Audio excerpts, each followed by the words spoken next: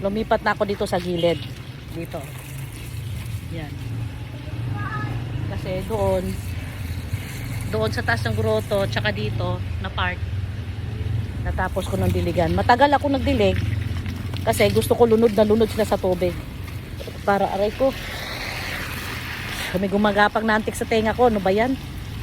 Ang kulit talaga na itong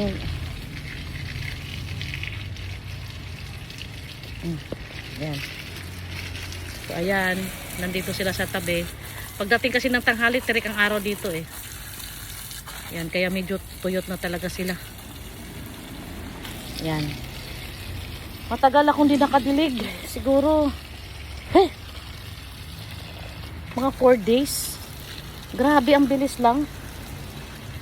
Pero ito survival to eh. Itong rubber tree. Tignan nyo. Ang tagal ko nang hindi nadiligan pero buhay na buhay sila oh. Oh. 'Di ba? Liguan mo lang oh. Liguan mo lang sila. Oh, ayan na. Ito namang anahaw ko, ayan.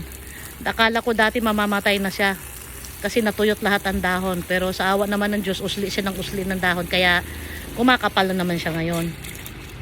Itong fig tree ko, gusto kong mag-ano nito kasi may minarkot pa ako. Kasi yung una kong markot na tinanggal dito, yan o, yan. Hindi nabuhay. Hindi siya nabuhay. Kaya iyon, tinagalan ko.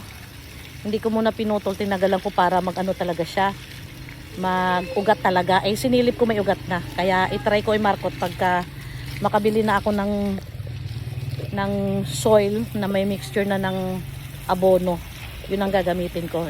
I-replant ko na sila. Okay, that's it. That's it, pansit. Tomorrow again. Bye-bye.